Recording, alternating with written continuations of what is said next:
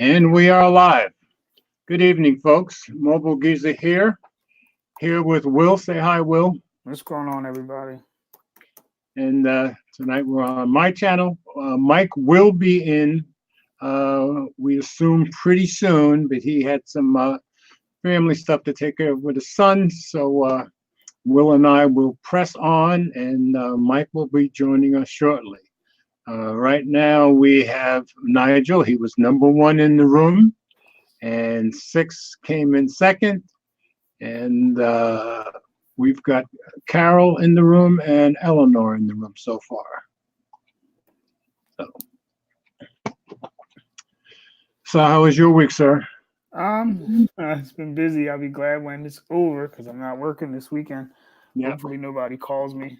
I think I'm gonna take my kids out. They've been off for 5 days. They had school, or they've been off for 3 days. They got 2 more days off. They went to school Monday, Tuesday, been off Wednesday, Thursday, Friday, and then the weekend. So they're getting kind of bored in the house. So what are they off for? Some kind of teacher stuff? George, I'd be lying if I told you I knew why they were off. Okay. My daughter came home one day and was like, "We're off for 5 days." I was like, "Wow." Okay. But no I know pressure, they had, no pressure. I think the one was like, it was election day. They went to school on election day because their school wasn't a voting place or whatever, and then they're off. Right. I guess maybe the teachers got a conference. I don't know. Something's going on, but okay. What's funny about that? Even when I, was a kid in Jersey, we would have off in November some point for some teacher conference type thing. So I was thinking that's still going on. Yeah, they still have those type of things, and I'm guessing that's what it is. Yeah, because the conference is like with the teachers aren't till the 20-something of the month. Okay. So and Eleanor Jones just came in. Hi, Eleanor. Super chat is wide open, right, George? Yes, it is. Let them know. Anybody that wants to help, please feel free.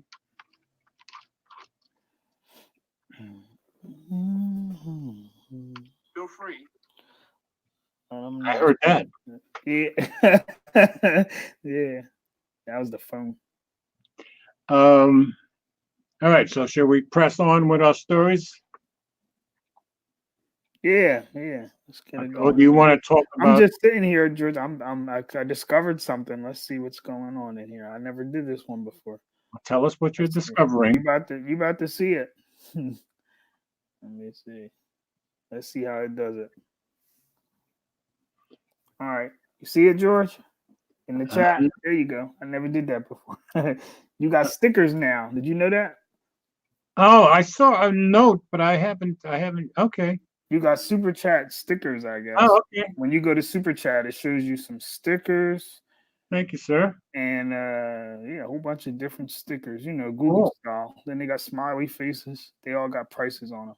Okay. I saw something about stickers, but I didn't get a chance to look at it. Yeah. Well, thank you, sir. I appreciate it. No problem, George. We got Gary Brown in here. Okay, so where's Gary Brown at? We're gonna have trouble now. That's right. Okay. All right. So we start with the first story. Yeah. Okay. I'm opening it up right now. I guess I'll read it. See if I can share it. Okay. Sharing screen. This is the screen I want to share. And there it is.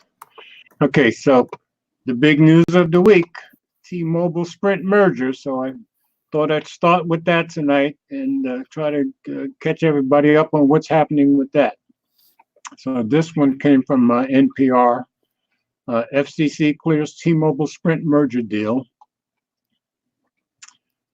The U.S. Federal Communications Commission on Tuesday released its October 16th order allowing T-Mobile to merge with Sprint in a $26.5 billion deal. The commissioners approved the deal last month in a closed-door 3-2 party line vote. Gee, what a surprise. The merger was praised by Republican commissioners as a boon for rural America and by Democratic commissioners as a disaster for consumers. The merger still faces a legal challenge by a coalition of state attorneys general. The commission found that the transaction will help close the digital divide and advance United States leadership in 5G, the next generation of wireless connectivity, the FCC said in a statement. Specifically, T-Mobile and Sprint have committed within 3 years to deploy 5G service to cover 97% of the American people, and within 6 years to reach 99% of all Americans. This commitment includes deploying 5G service to cover 85% of rural Americans within 3 years and 90% of rural Americans within 6 years. Dissenting Democratic commissioners said the promises T-Mobile and Sprint made are not enforceable and that the merger will shrink the number of national providers from 4 to 3, thereby reducing competition overall. In short term, this merger will result in the loss of potentially thousands of jobs, wrote Commissioner Jeffrey Starks.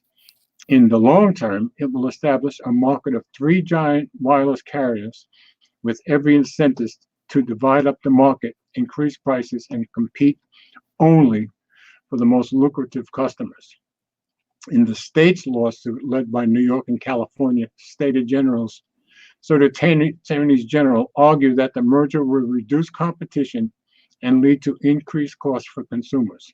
Their suit goes to trial in December. The T-Mobile and Sprint merger has been in the works since the Obama administration, but the Justice Department and FCC opposed the deal back in 2014. Regulators under the Trump administration have been more sympathetic. Sprint is owned by the Japanese conglomerate SoftBank, and T-Mobile is owned by Germany's Deutsche Telekom. So, the one thing that he said that I disagree with, they're saying it's going to make 3 giant wireless carriers, but part of the deal is that Dish is going to be the 4th carrier, and supposedly yeah, but George, they just did that because they wanted to get the merger. They didn't do that. Yeah, so they already know that's just like a placeholder. I know everybody's gonna stay, you know. But I think they're committed to helping Dish get established as some kind of provider. So that would be a 4th provider, assuming they're bigger than any of the MVNOs, let's say. That don't even, I don't know. That don't even make sense. You're supposed to. Your whole goal is to be number one, and you're gonna help somebody else come along. Well, if the politicians don't give you a choice, what do you want to do? Yeah, I know, but that's what I mean. The politicians know that it's still going to be 3 carriers, just like they said. Like, even if they get customers, it's not going to be. They're going to be the Sprint. That's all. Yeah, they're going to be the Sprint. I agree. Yeah. But that will be a 4th. I mean, Sprint is a 4th right now. You know, so I think people are just stuck on Sprint by accident. Sprint's just cheap, man. I mean, some people just like Sprint. You know, I know people who like Sprint. You know. Wow. Well, they must live in a place where Sprint gets service. Yeah, well, that's probably true. You know, I know people that are like they're trapped on Sprint because Sprint is so cheap. That's all. Their service is terrible, but. Well, we had until I started doing YouTube, we had Sprint. I think we had it for 16 years, and we never had a problem with it. You know, so. And if, of course, anybody in the chat, you make your comments. I will do my best to post them up here so everybody can see them. But we certainly want your input and your opinions as we go along. So that was the first part of what was going on with Sprint. So part of the deal is that Dish gets from T-Mobile, and Sprint has to get rid of Boost. So a lot of us are thinking that Dish and Boost are going to end up combining to be that some kind of 4th carrier. So, and we got Big House Productions in here. What's up, dude? Let's see. And Sean Orchestra is in here. I don't know how to say Sean's name. But anyway, Sean is in here. Hey, Sean. So there's more news going on with the Sprint T-Mobile Your thing. favorite company there, T-Mobile. All right. All right, let me. I'm bringing up the next one. This is going to be the free 5G one, right? Yeah. All right, I'm going to share the screen, and then I'll let you take it from there. Okay, there we go. All right. And this is This from one is from digitaltrends.com. Digital Trends. Yep. T-Mobile promises free 5G for first responders if Sprint merger goes through. They're really trying to make sure this merger goes through, huh, George? They're doing everything they can, that's for sure. All right. Yeah. Let me see. All right. T-Mobile really wants to get the public in favor of the merger between it and Sprint. The company announced that if the merger with Sprint goes through, it will offer 10 years of free unlimited 5G service to its first responders. The program will reportedly be called the Connecting Heroes Initiative and is a part of a larger 5G for Good plan that the company hopes to build.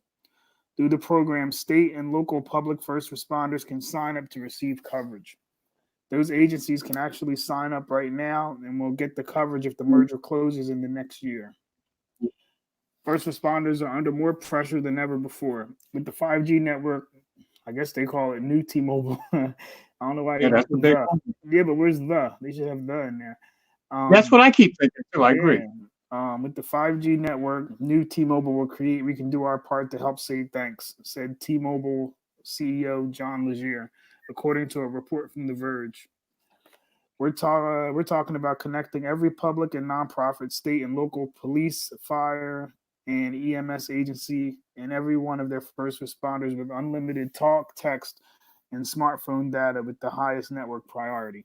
According to Legere, if all of the agencies in the country sign up, they will save $7.7 billion over the next 10 years. Some areas won't be eligible for the program as T-Mobile's network currently isn't available in those areas. And what's this question? No, that has nothing to do with that. Of course, the money will only be saved if the merger goes through. However, the merger is getting closer and closer to completion. Both the Justice Department and the Federal Communications Commission have approved the merger. That said, a multi-state coalition of states' attorneys have joined forces in an attempt to block the deal, and both T-Mobile and Sprint have said that the merger won't close until that lawsuit is resolved. Resolving the lawsuit could take quite some time. A big part of the approval of the merger from the FCC was the fact that T-Mobile and Sprint have promised a large, robust 5G network. We'll have to wait and see just how built out the so-called new T-Mobile's 5G network ends up being. But combined, it's possible the new carrier could pose a threat to the likes of Verizon and AT&T, which are currently the two largest carriers in the country. Yeah, the one thing I liked is that they said if it goes through in 10 years, we'll sign up over the next 10 years. So at least if this not completed in a year, at least the deal is still open. I think that's good. But they got an awful lot of people to cover with free 5G if this goes through. I don't know. I don't really see what's the. I mean, I guess I understand why they want to merge, like for them, but it kind of. Let's say they merge, right?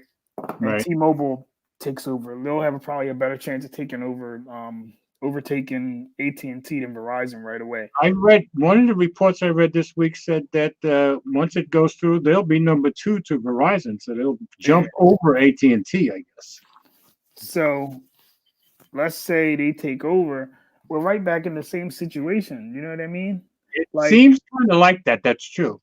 But keep in mind, all these politicians want 5G, and T-Mobile seems to think they can get it there faster than anybody else. Yeah, I know, but I'm just saying it's kind of like I understand kind of what the Democrats are saying because, all right, let's say they overtake, because right now it looks like Verizon has one of the worst implementations, and I think AT&T might have the second best one, right behind T-Mobile, or theirs might be up faster than Verizon or something. Yeah. But either way, let's say everybody's like, all right, I'm going to go to T-Mobile.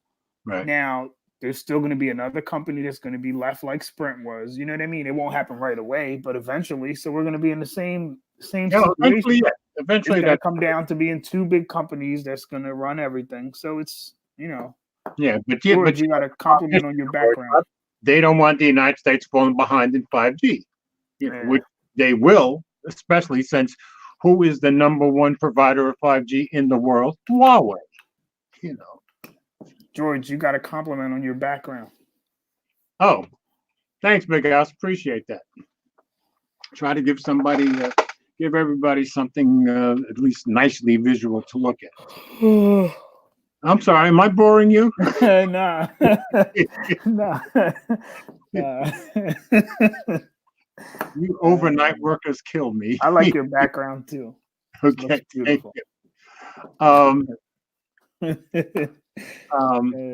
But I think the whole 5G, what I like about the T-Mobile Sprint combination is because T-Mobile is using millimeter wave just like Verizon is.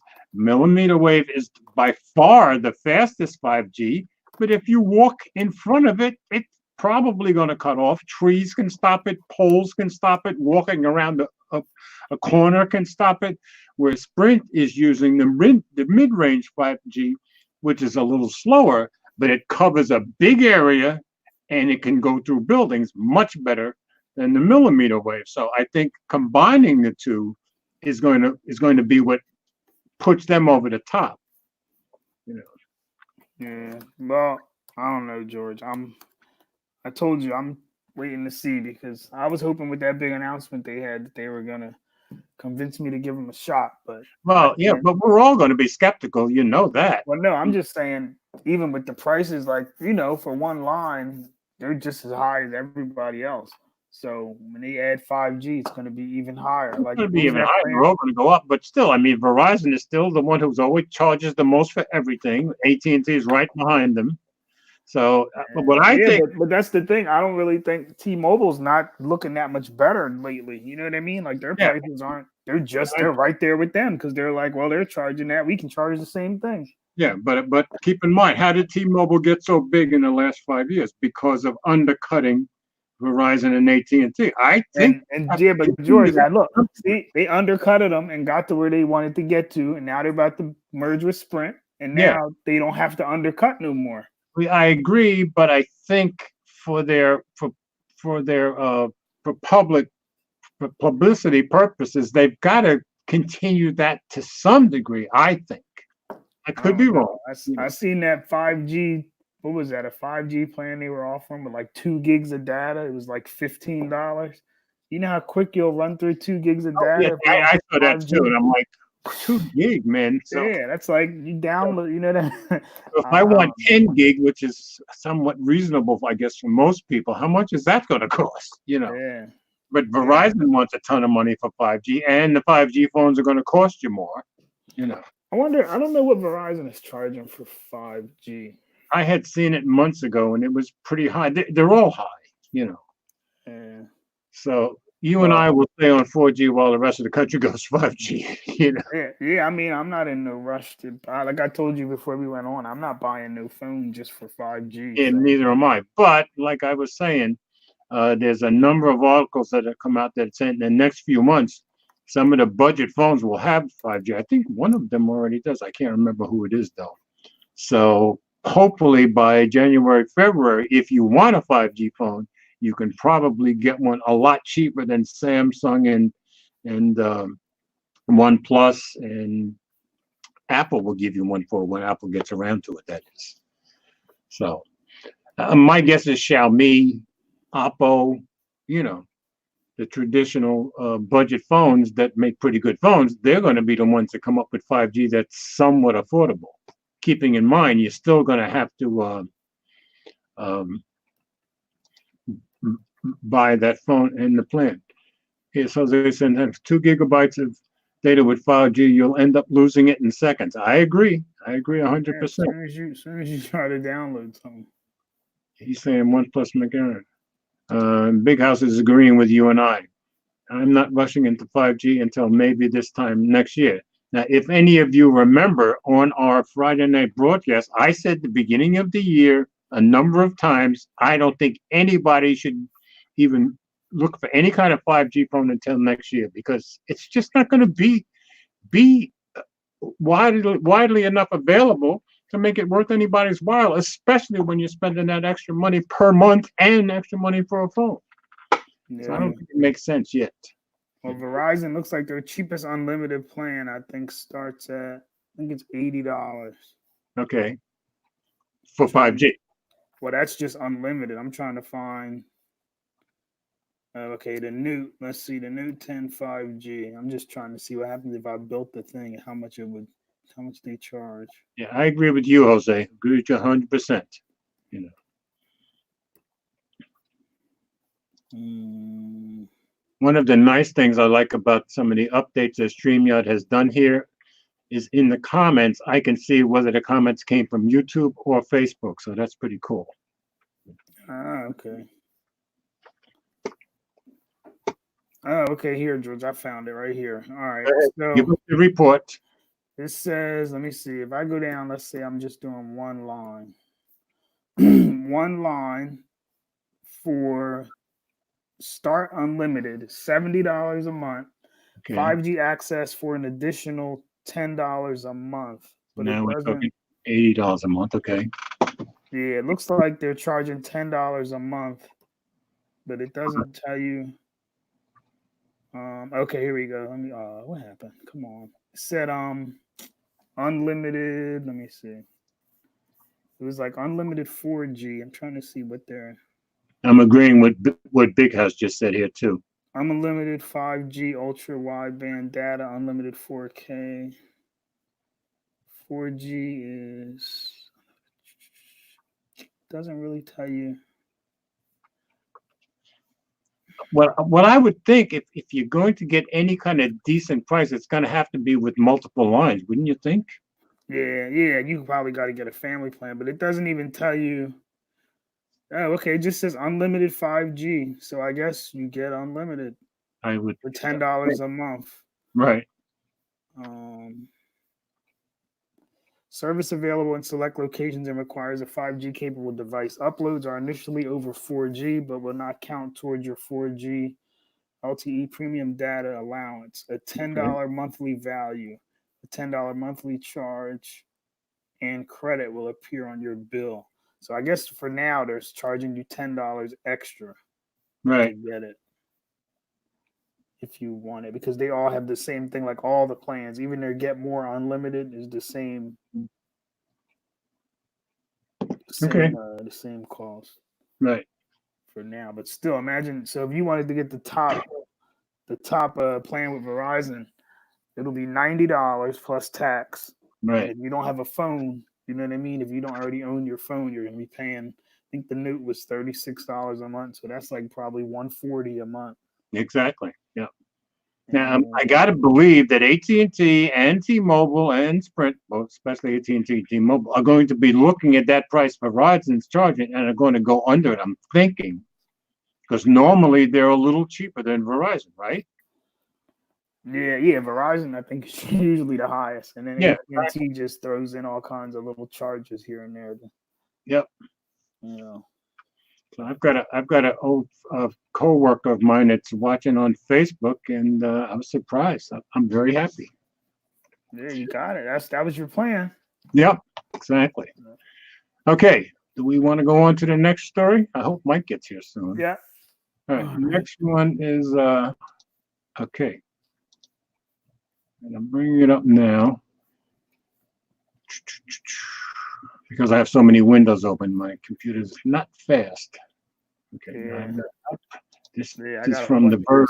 Oh yeah, see, you have a lot of windows. I just got Chrome tabs. Okay. You got OBS and all that going.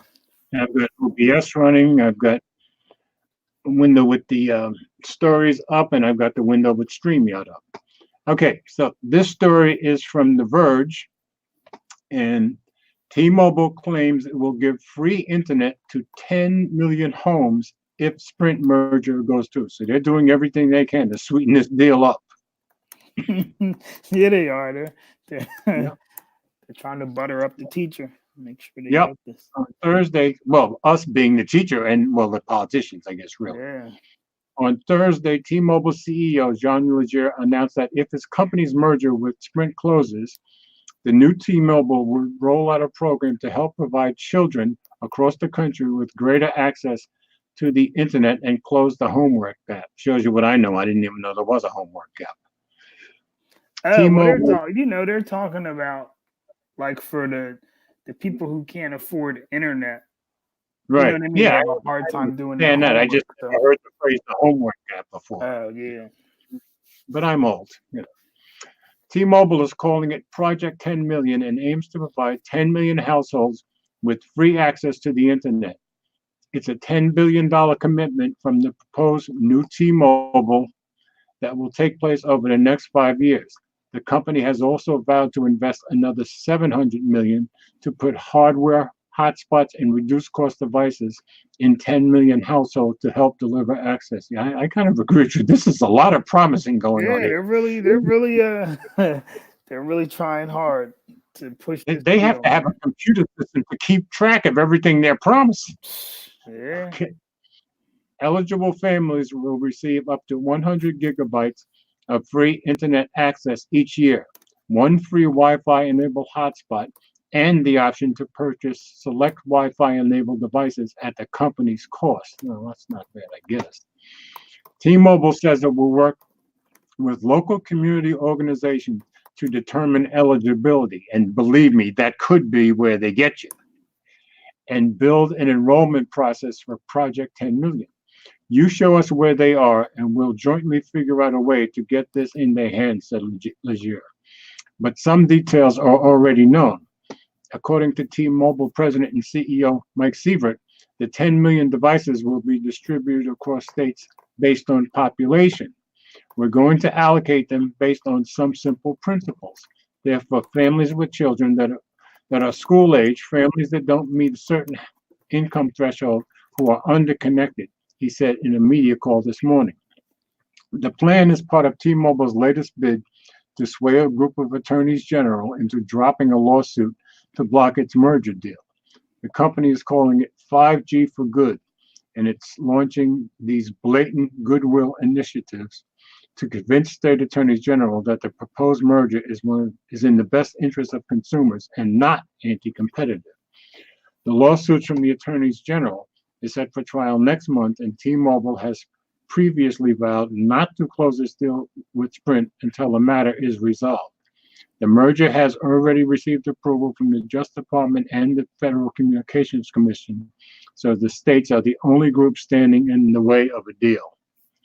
Now, it's struck me that determining eligibility, you could chop a whole bunch of people out, Yeah. with, very strict eligibility rules. And it also bothered me that they're going to will be distributed based on population.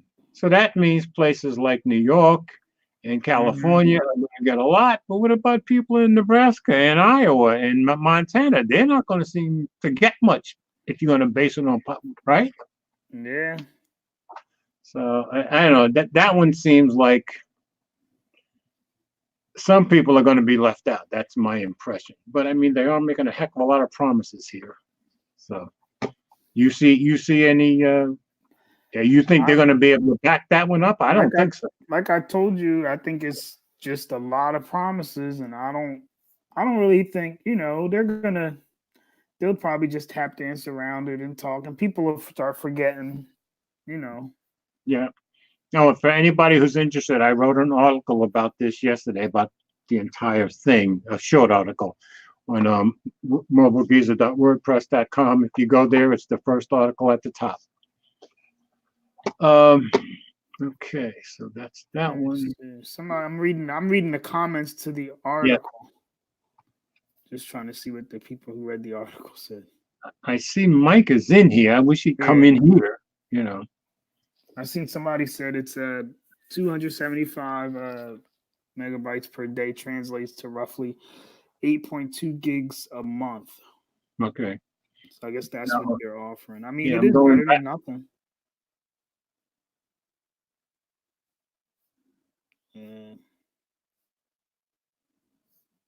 Yeah. Somebody else said, yeah, because telecoms always tell the truth and never go back on their word. Yeah.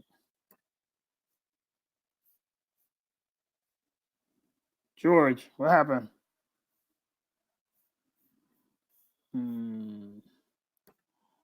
All right.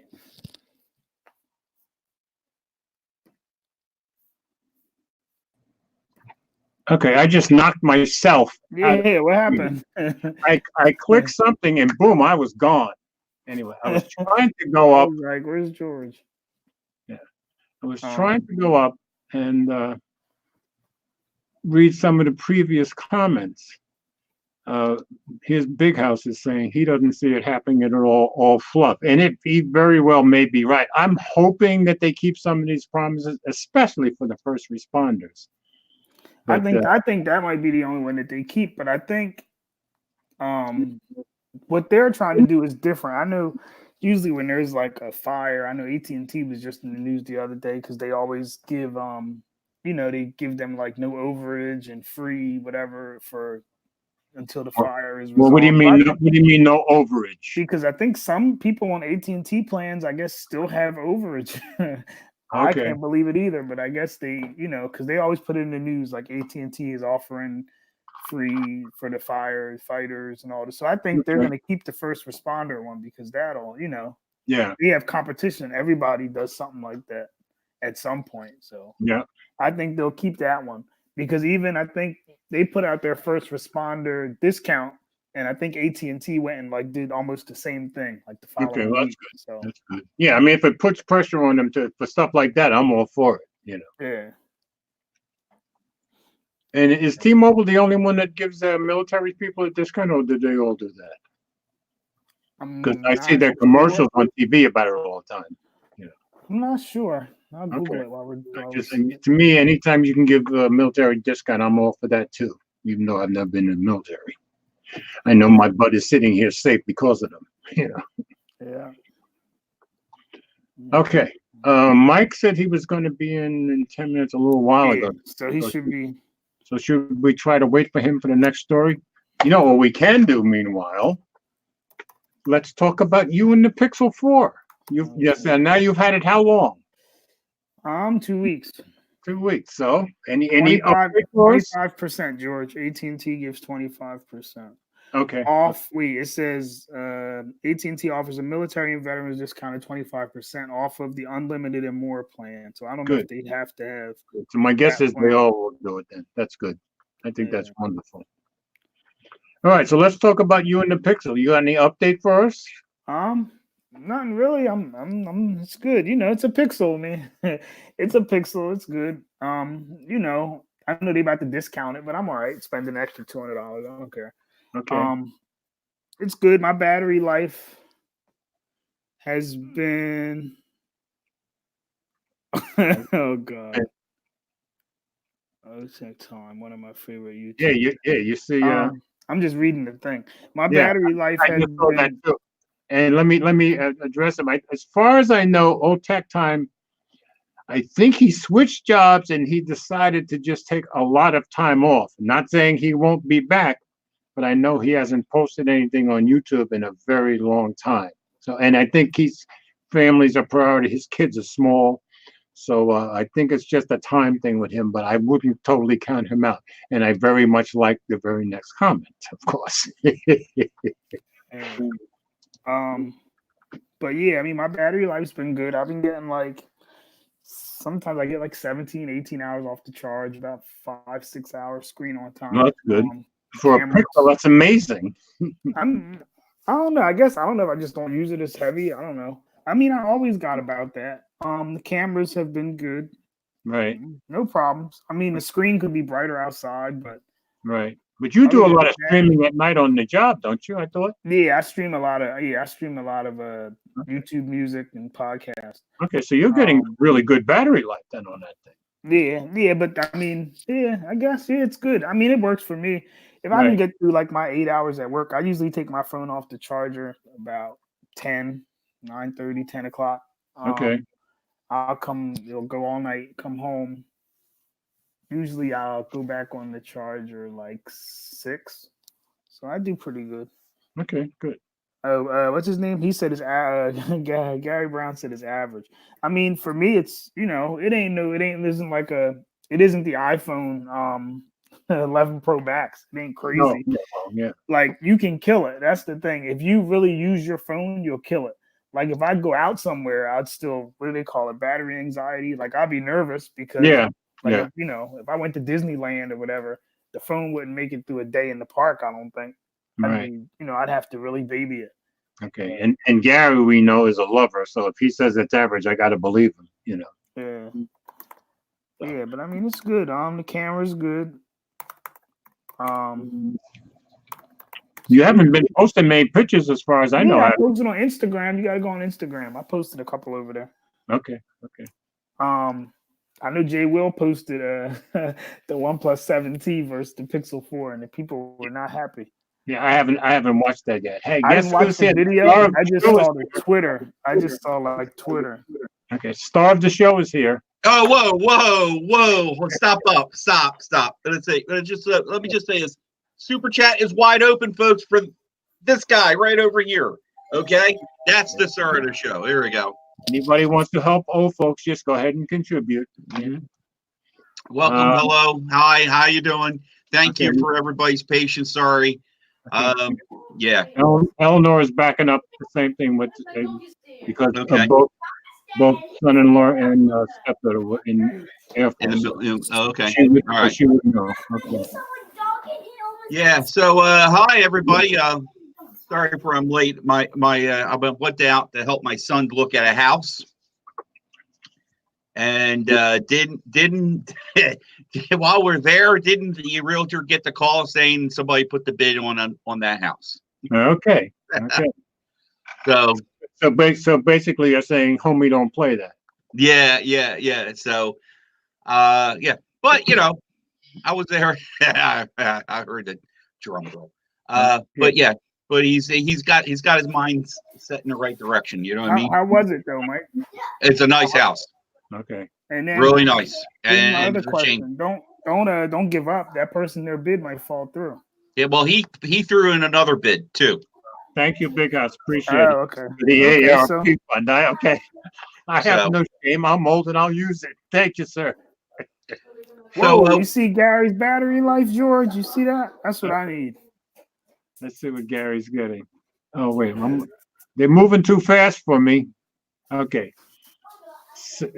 A day, 6 hours off the charger and 6 hours. Well, that's not bad on the Pixel. That's really. But he's saying, are you saying, Gary, you're getting 24 hours? And he's saying that's average? I mean, he's saying it's average battery life? I wonder what he calls good. Yeah. Hold on, George. Let me show Mike what we got here. Let me show Mike what we got going on because Mike doesn't know. Okay. Hold on. Let me show you. Let me show you what George got. George is killing it. George is big time. George is big time. Okay. Let me show you. What is he Mike. Wait a minute. Mike, you ready? Keep looking at the chat. Let me show you. Okay, look at the chat. Oh, okay. You ready? Go ahead. I'm looking. Pick one. There you go. Okay. George is taking all my Google money. I'm taking all your Google money. Look, Mike. I'm looking. See that? George got stickers now. You see that? That's right. No. Okay. Yeah. Oh, you couldn't give him you couldn't make it $1 for the 100. He already gave me the sticker cost Mike, you pay for the sticker. So the sticker cost $1.99. The other one was I think $2. So you can pick stickers or you can pick to put a comment. Super sticker. I see. If I had a big ego, I'd say I'm worth it, but I can't. Oh wow, look at that. He's not worth the extra penny. That's what Google is saying. Yeah. Yeah. Oh wow, look at that. That's funny. Yeah, you see that? The comments show up here in StreamYard a while after they show up on YouTube. So I'm waiting for it to show up in StreamYard so I can put it up. Gary, doing it. Gary, are you using you got everything turned off, or are you using? Because I turned that off, motion sense or whatever. I turned that nonsense off. I don't use that until they add something useful. I turned it off. Gary getting a day in 6 hours. Yep. I got But work that's on. that. No, you understand. The phone just sits there. That's all it does. Okay, he doesn't even touch it. He That's what doesn't look at it. Mike, Now, listen, Mike, you should know better than to rile up Gary on Friday Mike, night. hold on. Mike, go look at Jay Will's Twitter feed and look at that picture he posted of the look like a blooming onion from the OnePlus 7T. Terrible. Oh Terrible. Yeah, it's really bad. Yeah, It's I haven't really, watched the video yet, so. I didn't watch the video. I just seen it on Twitter, but it's really that The picture, 17 and Pixel 4. Yeah. it's really bad though. Jay Will, let me go find him while you're. I'm curious. Yeah, I saw some pictures, and there was a picture of him just looking at, like, doing, I guess, a selfie. Oh yeah, he had a couple. Yeah, And I will admit that, like, going, what's going on? The color shirt. He had a gray shirt. completely. Yeah, Yeah, I will admit it's a little it's Colors a were little terrible. yeah. I don't want to jump in it because I know part of the notes we're talking about our phones, so I have some comments about the 7T. So where are we at the where are we anyway? We've gone through the first 3 stories. It's still on Sprint AT&T. We're down to the last story with the 5G network launching. Big House said Apple takes the penny. Oh yeah, yeah. Well, that's Nah, true. Apple's not taking the penny. I'm on the Pixel. That's the price of the thing. All right, Mike, you want to go on to that story and read it? Oh, Mom's bye, Mom. Thanks for sticking around. I was messaging Mom, telling her I'll be on, Mom. I'll be on. See you, Carol. Thanks for coming by. Where is there it is.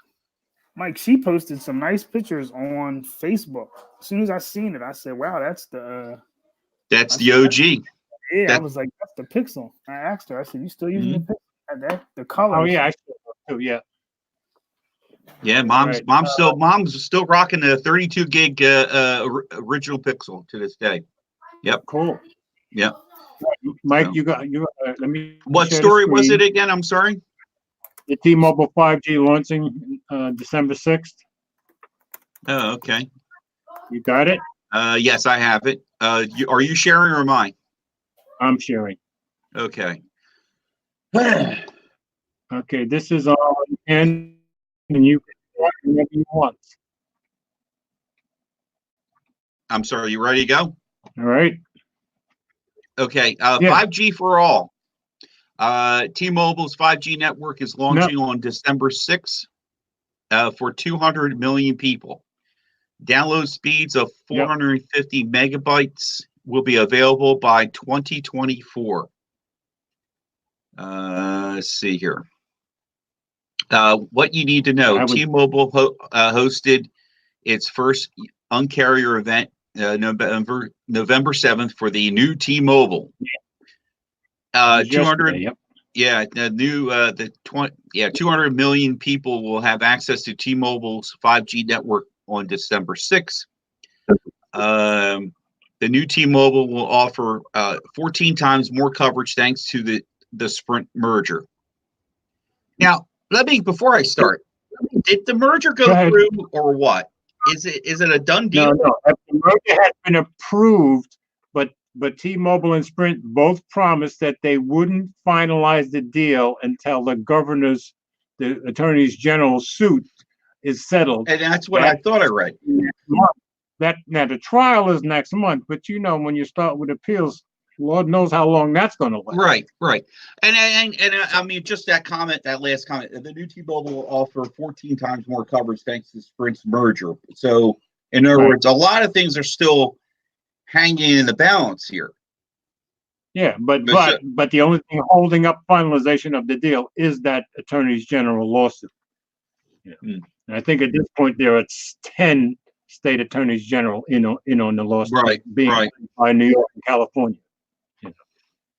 I'll read on. I'm sorry. It was just that one. Those lines, like way they approached people about it, like it's like, okay, we're going to have 5G, but we're kind of like, I didn't get that whole thing. I'm with you. All right. On November 7th, T-Mobile held its first Un-carrier event since the FCC approved its merger with Sprint. As expected, T-Mobile used much of its latest Un-carrier initiative to talk about its 5G plan. Just about a month from now, December 6th, T-Mobile will flip the 5G network live for millions of people across the United States. T-Mobile is using a combination of its low-band frequency and Sprint's mid-band frequency as a result of this. The new T-Mobile will be able to offer 5G to 200 million people around the country right off the bat on December 6th. T-Mobile is promising data speeds of 450 megabytes by 2024, which the carrier is touting as being 10 times faster than a traditional LTE network. T-Mobile is also stressing just how many people it will be able to cover with its increased speeds, touting that 90% of Americans will get access to them. Samsung's Note 10 Plus and OnePlus's 7T Pro 5G will be the initial 5G devices that T-Mobile offers for its 5G network, with likely being added as more and more phone makers integrate 5G support into their devices.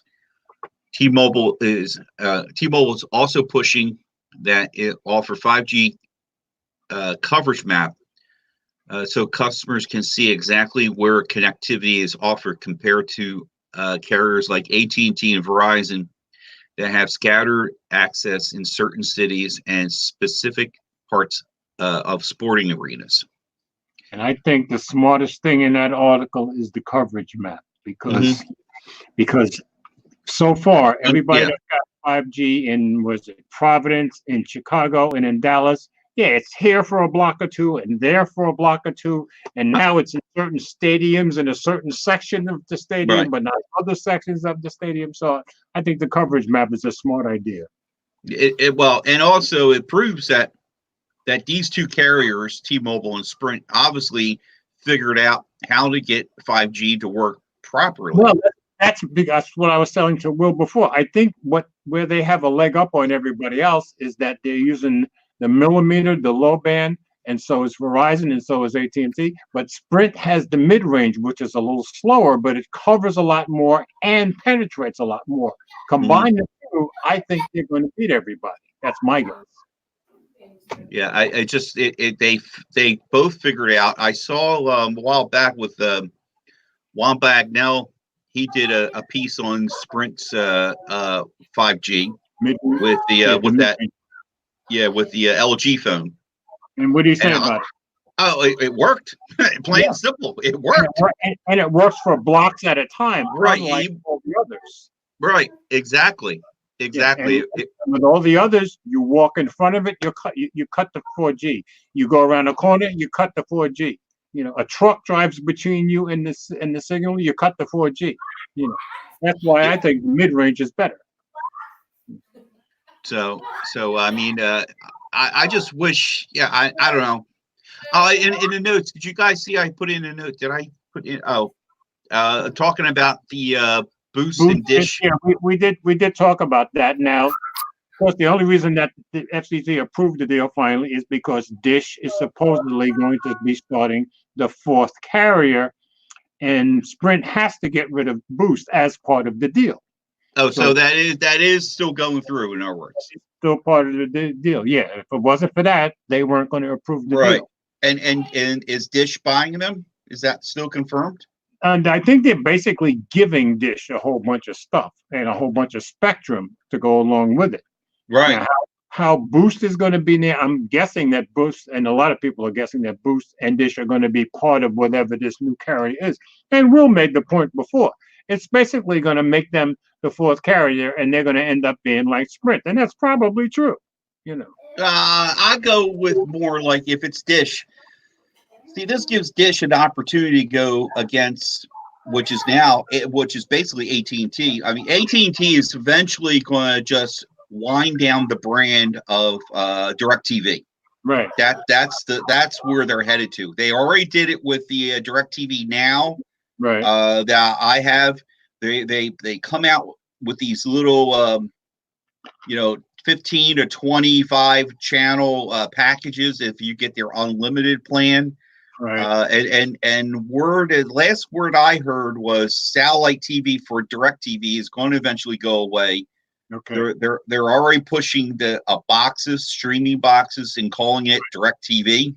Yeah, If you know what I'm saying. So Yeah. I think this is Dish's move Right.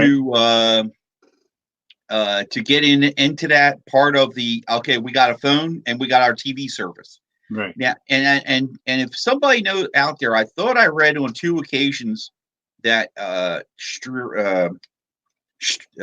what is it called? What's that TV service you get streaming? Sling. Sling. I think they here. You know what? I'm going to Google it right now. Hold on. I want to look. Who owns? I think Dish owns part of Sling. Oh, I didn't know that. Okay. Owns Sling. Mike's looking. I mean, Mark is looking at my background. That's his comments. Well, I guess all I can say is I like to dream. Yeah, I can confirm it. I'm looking right now. It seems that Sling TV. Mike. Yes, go ahead. So you think that what are you saying? Do you think it's a bad thing that they're getting rid of DirecTV? The way that it is now? No, it's a pure branding. It's a pure branding thing. Yeah, That's all it is. It's pure. It's right. It's also typical of companies. We all know, they buy a company and they strip its assets out, and eventually, Mike, they Google and Motorola. Right, exactly. That's what comes to mind. Google and Fitbit. That's what comes to mind. Coming next. So this. If I was Dish, man, let me tell you. Now we're talking about this. If I have money, I'll put money on Dish. If I have money like stock, you know what I mean? Yeah, that would probably be a good investment as long as you want to hold on to it for a few years. Right. Well, they have a streaming service. They have the satellite program. Now they're going to have a phone company to put their platform in your hands. That's true. Okay. And we always talk, and think about this. We always talk about LG, mostly LG phones, and the Axon M was a device for AT&T to get their services out to the people. True. Yep. So that's where that comes in. Like I say, everything got real quiet. I didn't hear anything, so that's why I threw that in the notes, because I'm like, well, whatever happened to that? You know what I mean? His House's comments. You better not mess with my Sling. I've got it like I want it finally. Now, I did try Sling a week before I got YouTube TV, but once I got YouTube TV, I was hooked, and I'm still hooked. Yeah, I will admit, Sling's got to work on its interface for me to reconsider them. So, right. Oh, and as a side note, Will, I did sign up for the Apple TV yesterday, I think. So I should have that free for a year. Yeah. I haven't watched it yet. Go ahead, George. Okay, I haven't watched anything on it yet, but I plan to hopefully over the weekend. Yeah. Mike, what did you think of the show? We had talked about it a little bit. Which one? I watched I've watched 2 of the 3, and I like it. Tell us the name of the show. For All Mankind. All Mankind. Oh, okay. Yeah, and I think I like it. What's the basic premise of the show? The premise is that we lost the space race in a way.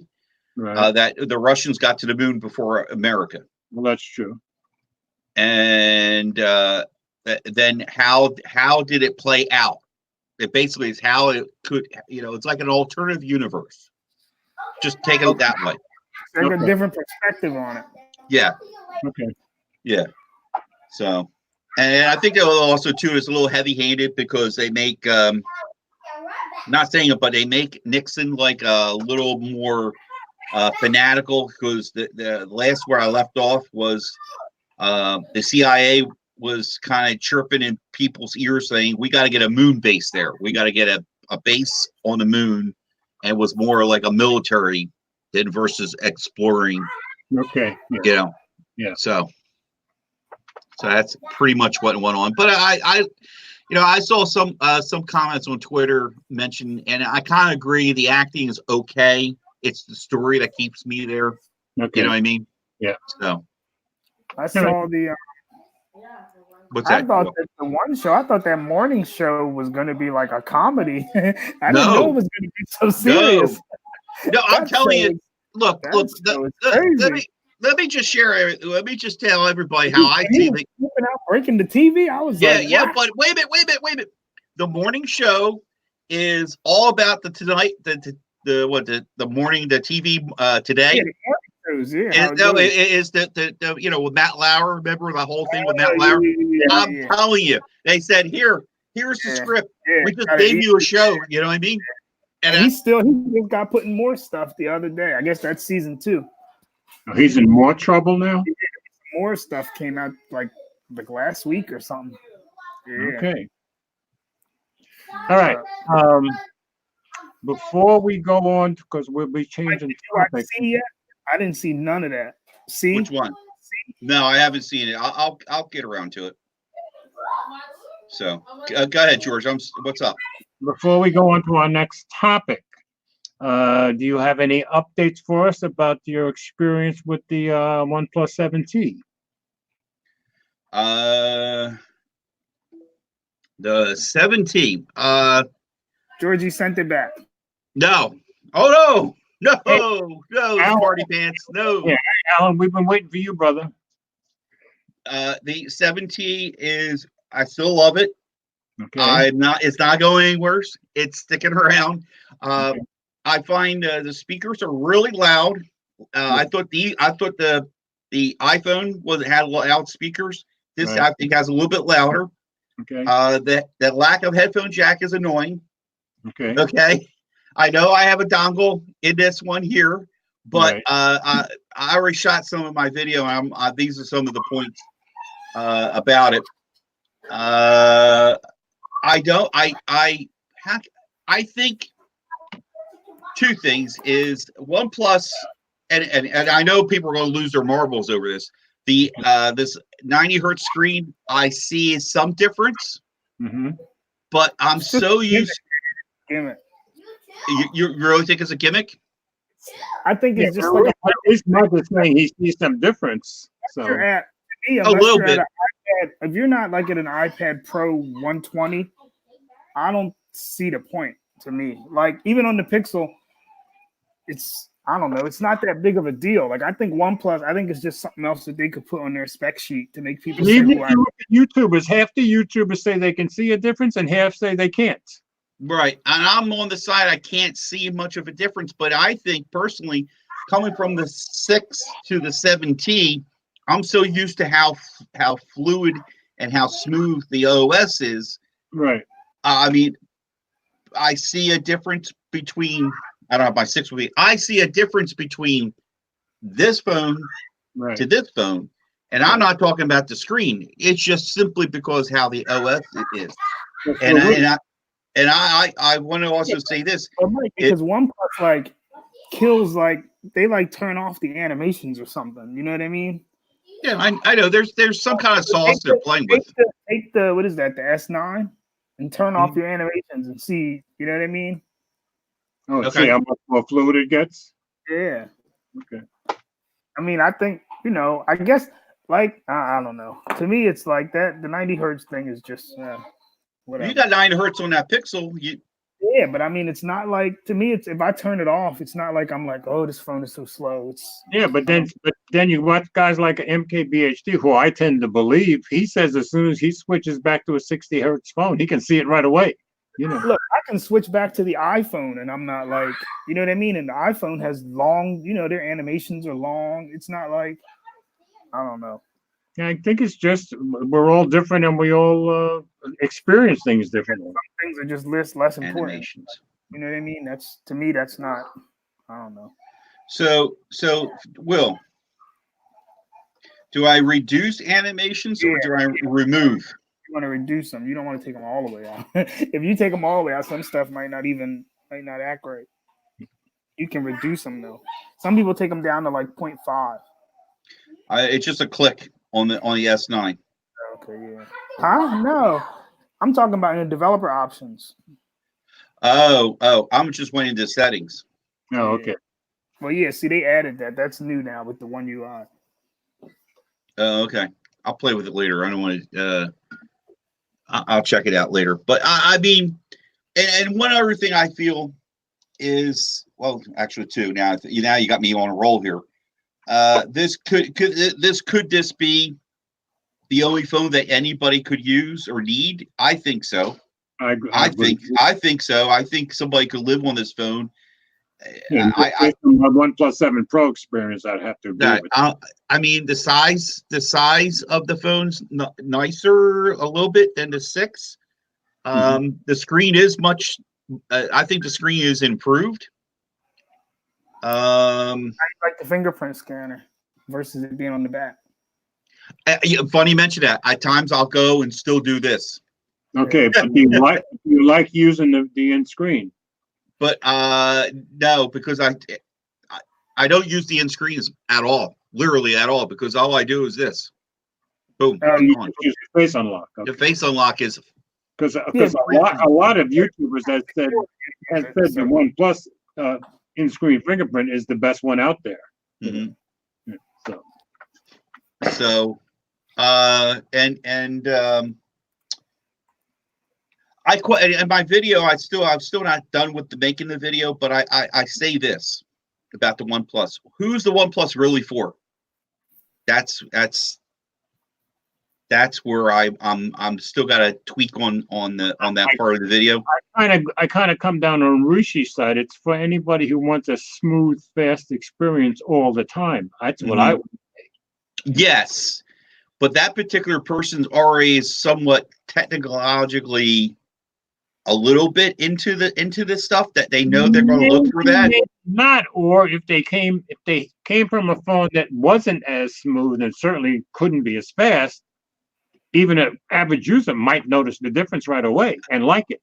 I've been very lately. I've been noticing a lot lately, talking to people that they're pretty set in their ways, right, as far as it comes to a smartphone. Right. And try and get them to take notice.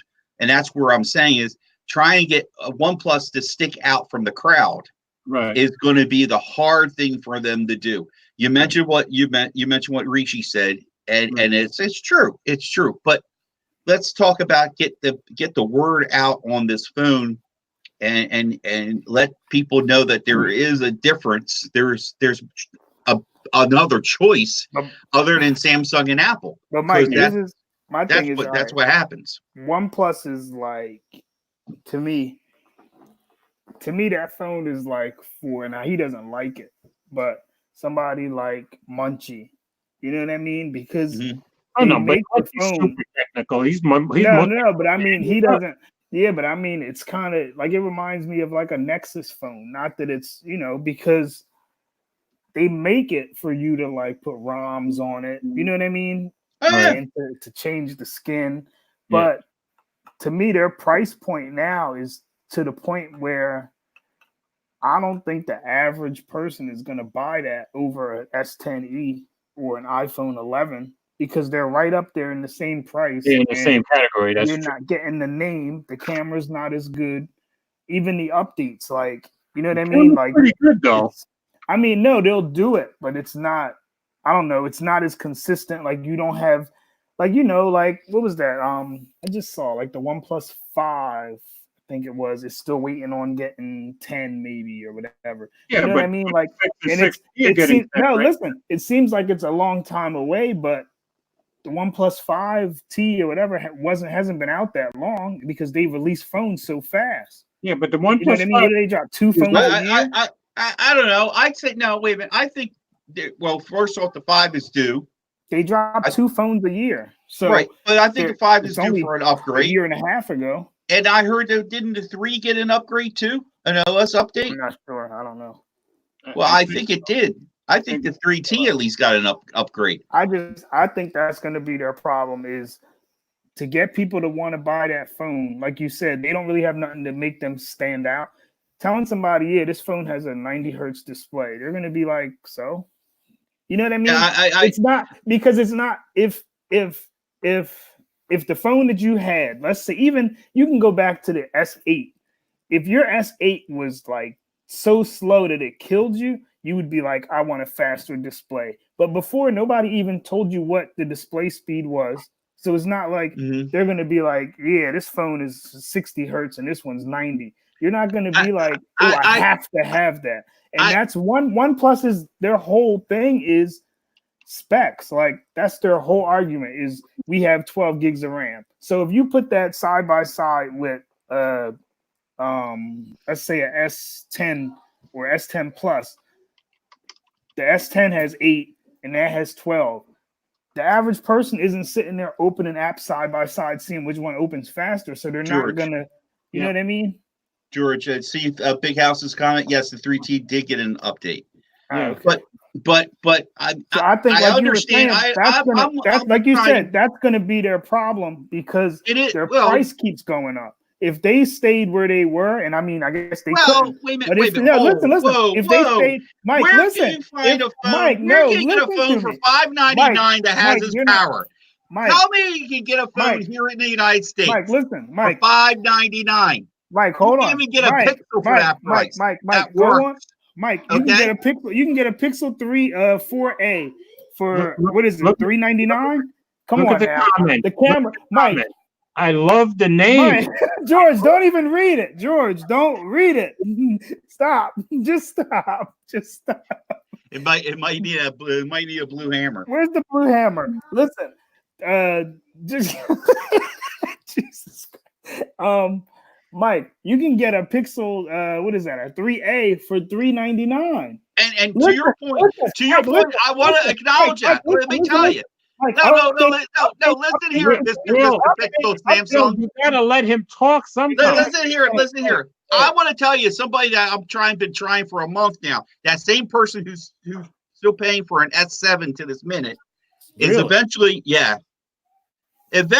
I got her. She said to me, I was talking to her and before, and she goes, I saw the S10 and I kind of like the way it was. And I'm like, okay, please don't go to the carrier. And I had to explain to her the whole concept. I said, look, you want a good solid phone, look at a Pixel. I recommended a Pixel to her. And you know what she ordered? A Pixel 3A XL. She texted me a few hours ago saying it came in. Good so, for her. Yes. But to get her to look at it, because of what I'm trying to say is this, Will, because of her families and her being a Samsung S7 person and her family got an S10, she was already like going, oh, well, I ain't going to look at nothing else because the S10 is the newest thing right now. I'm going to get the Samsung because I had an S10 or the S7. I had an S7. There's nothing out there to making people go look at the other phones. And we all have this conversation. We all ask this. I've asked this question out in the wild. What do you see the most of? What do you see the most of the time? Apple and Samsung. Right. Mike, listen, the problem with OnePlus is like you said. I'm going to go on a rant. Like their whole push to sell the phone is specs. That works in China. It works in India. But here, people don't care, man. I'm telling you. So, I understand that. I get you on that. I agree with that. They would have did better. They would have did better if they partnered. I seen it. Somebody else said it the other day. They went to the wrong carrier. If they would have been on Verizon and have Verizon pushing their phone, they would have did better. But they prospered. I don't think they would have went in history. Mike, look. What did the Pixel do? What did Verizon and Pixel do for each other? Right, absolutely nothing. The OnePlus, Mike, did the OnePlus zero. Was there even a commercial for the OnePlus? No, that's the problem. Mike, there wasn't even a commercial. They've been on T-Mobile. There wasn't a commercial. The 7 Pro came out. Mike, the 7 Pro. Look at the comment. What? Oh, this guy's trolling me. Mike, the 7 Pro came out. They had no promotion, no nothing. No, I know that. After the 6T came out, they were done with it. I'm telling you. If that was on Verizon, they would have had commercials. No, that's an LG. Look, Mike, Google came out with the Pixel from basically out of nowhere because the Nexus wasn't known by anybody. and they're not selling like a Samsung, but they're known. You know what I mean? If you go ask somebody on the street what's a Google Pixel versus what's a OnePlus, they're going to tell you that they know more of a Pixel than a OnePlus. And okay, I'll give you that. At least they advertise. Who's had more phones? Who has more phones out? They don't know either one. Mike, OnePlus has had the OnePlus 3, the 1, 2, 3, the 5, the 5T, the 6, and still nobody knows what it is. I can go ask somebody at my job. If I take the 7 Pro to my job, nobody knows what that is. Yes, they do, because you had one. You showed them. Hey, there's one guy who knows.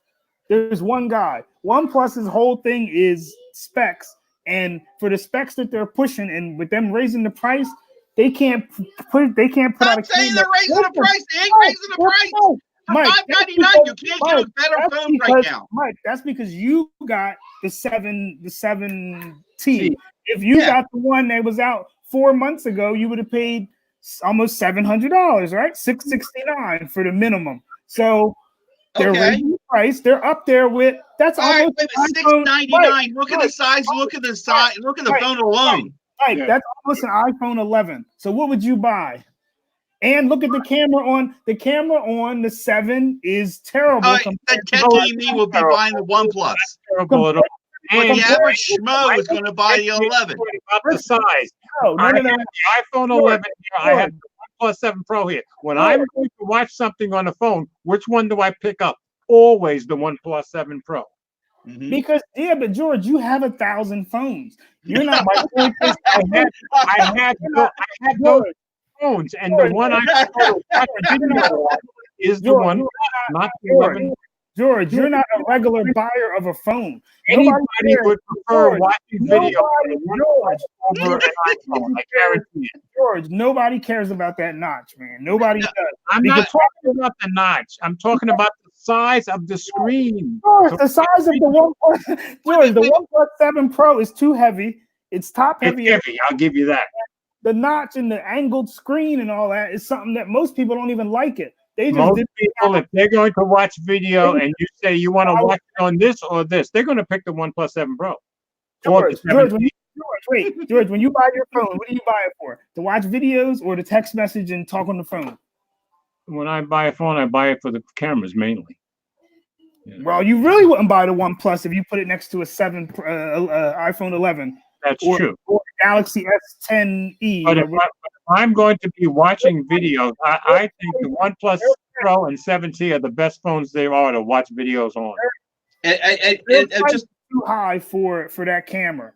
It's too much. I won't argue, Will. I won't argue anymore about that because everybody's phone is too high. But for that price, they can't. The camera's the first thing you see on the phone. The camera's not that far off from a Pixel.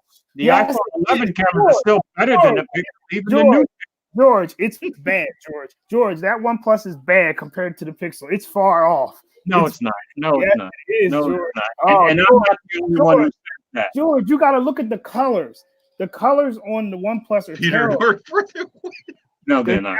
George, they're terrible. George, who's Peter North? I'm sorry. I might not. George, it's bad, man. I don't know who Peter North is. Huh? Who's Peter North? I'll send you a message. Okay.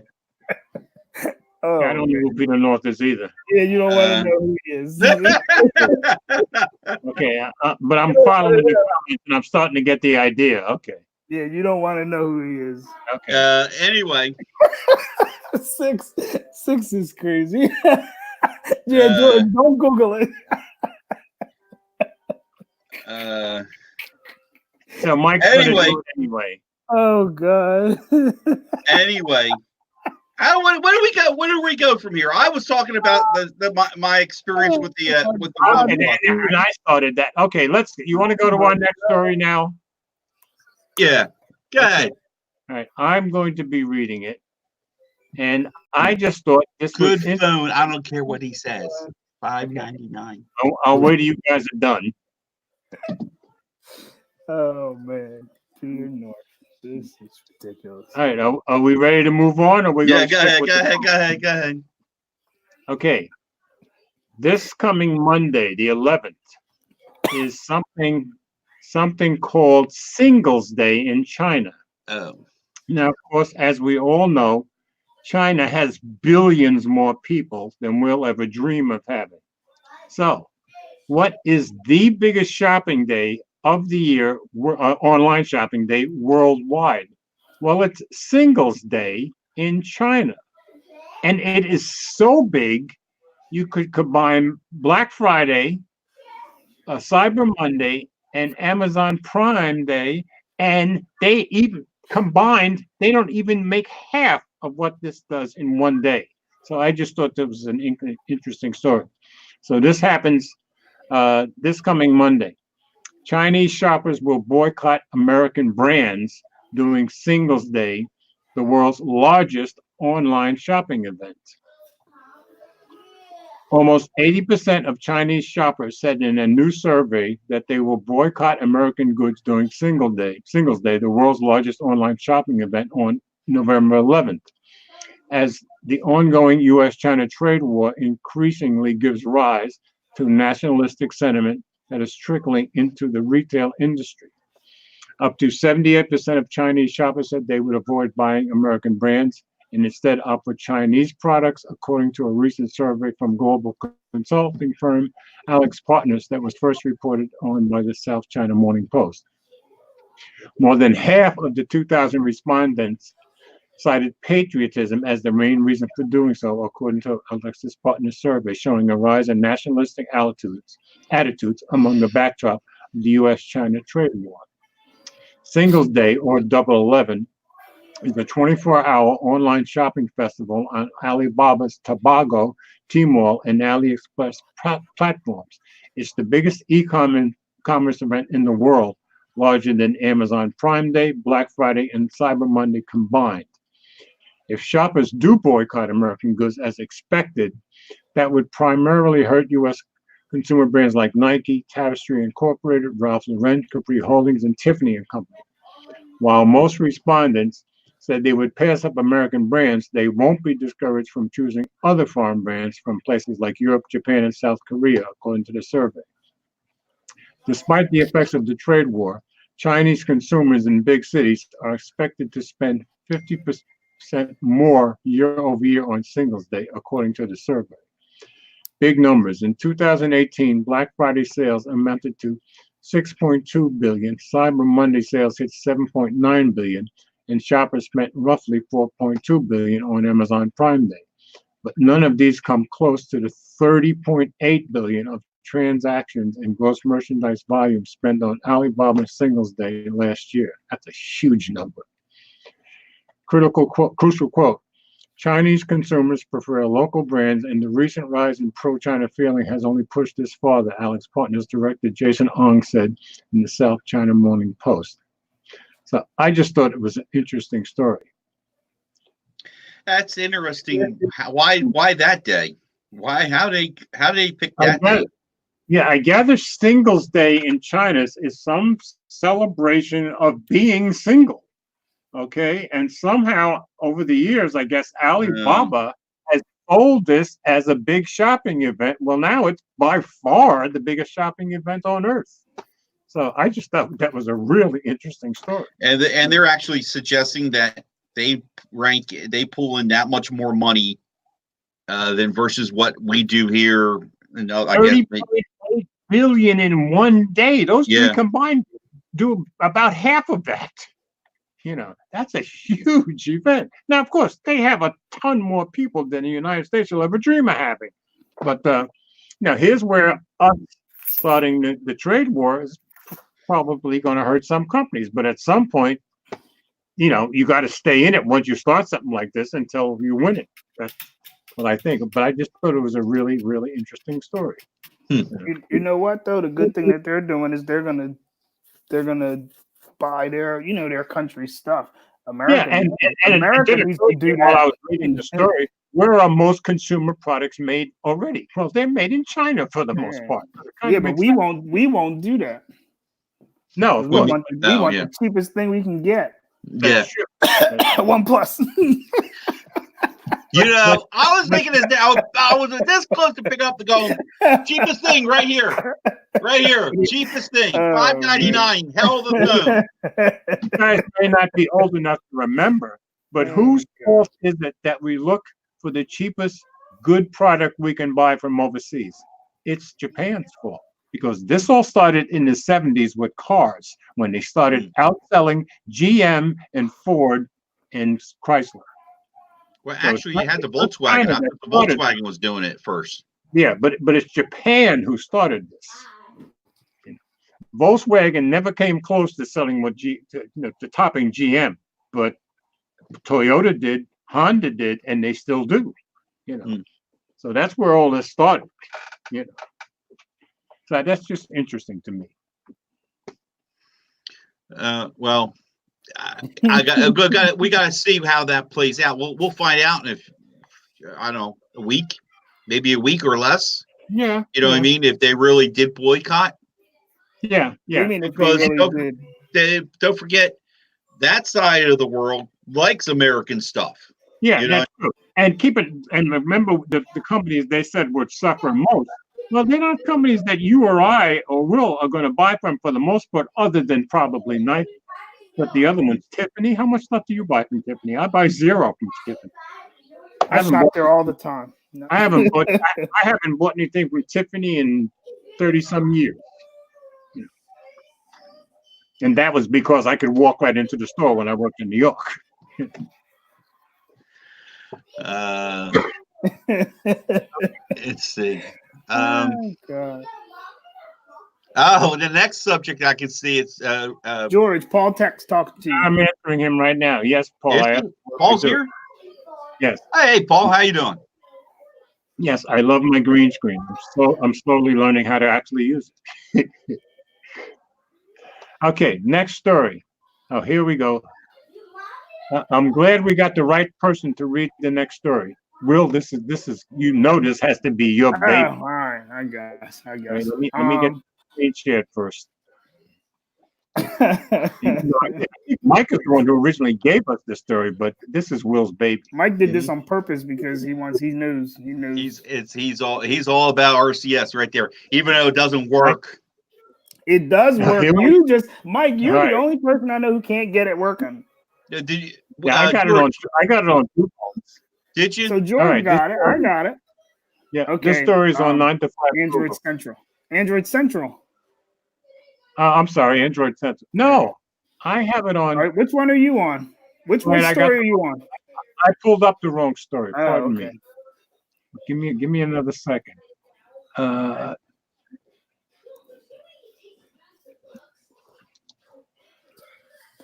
Android Central. Now, let me make sure I have the right story here. It's not your duty. Now, are you on the story about it's not your duty to suffer? Yeah. Okay. All right. So let's start with that one. All right. When you're ready. It's not your duty to suffer through the early days of RCS. Just use another messaging app. RCS may be the savior of unified messaging someday, but it isn't right now, and you don't have to deal with it. All right. Let's see. The Android enthusiast community is stoked about RCS messaging. Being excited about a new messaging protocol is the exact kind of thing Android nerds would get excited about. And the fact that it's generally being positioned as a new unified messaging platform to be iMessage for Android has elevated its appeal. But sadly, RCS continues to have a rocky rollout. Carriers are dragging their feet in supporting it, as are phone makers. And while the latter can be addressed with a third-party messaging app, there's little that you can do about the former. Cross-carrier, to say nothing of cross-country, RCS support is a mixed bag, and in some cases, they're forming messaging alliances on the side to muddy the waters further. With all the tumult surrounding the RCS, the rollout of RCS, I just don't understand why so many people are so enthusiastic about using it right now. At this point, you have to work to get RCS. There's a hack of sorts to enable it on any phone, but that's not guaranteed to stick around forever, or even long enough for carriers and phone makers to actually support it properly. Outside of that, you need to be using a specific app and only certain carriers. And that goes for everyone you talk to. Having to think about apps and carriers and protocols is exactly the problem RCS is aiming to solve. Yet you have to deal with it all to use RCS right now. True. It's not my duty as a messaging app user to be the one to die on the RCS hill. There is zero reason for me to keep trying to rely on RCS as it's rolling out and clearly in an unfinished state. A messaging app means nothing if the people you talk to most often aren't on it. We're willing to switch to a new platform that supports it. And with all of the caveats involved with RCS right now, you aren't going to be finding all of your friends and family jumping through hoops to start chatting with you on RCS. Then there's the Apple situation. As our own Joe Maring astutely points out, RCS really can't fully catch on until Apple supports it. Exactly, and Apple does not care. Right. There are a few people who live in the world where they don't speak to a single person with an iPhone, and there's a good chance a lot of people who you regularly talk to have one. So even in the most optimistic case where every person in your life with an Android phone has RCS, you're still facing a bifurcated experience of getting improved RCS chat with those Android users and regular SMS with the iPhone users. You can't win even in an ideal world where the RCS dream on Android is fully realized. So why are you so enthusiastic to use it right now when it's mostly broken? But if we're going to talk hypotheticals here, there's a chance that you can find a single chat app that works with everyone. Maybe that's WhatsApp, Telegram, WeChat, Line, Facebook Messenger, GroupMe, Hangouts, or a dozen others. Yes, I'll admit it's rather optimistic to think you could get everyone to talk regularly on a single chat app. But right now, it's impossible to get everyone using RCS no matter what you do. So why force yourself to use RCS? Dealing with the struggles of incompatibility, incomplete feature sets, and explaining to everyone what to do to get it at this point. It just isn't worth it right now. Not when there are great chat apps that work well, have the features you want, and are available cross-platform. We've all experienced different versions of messaging platform frustration, and for many of us, it's to the point where just the idea of RCS is incredibly appealing, even if the reality is that it isn't ready yet. But we need to realize that we communicate with people on actual chat platforms, not theoretical ones. Use a messaging app that works right now and come back to RCS at a later date when it's ready for prime time. So you have an argument against it, Will? Against the article, My argument is, all right, I have RCS on my phone, and it's not like I'm struggling to use it. I'm not like, you know what I mean? I'm not telling people, everybody go get it. If they don't use it, I'm just text messaging them. It just reverts back to text message.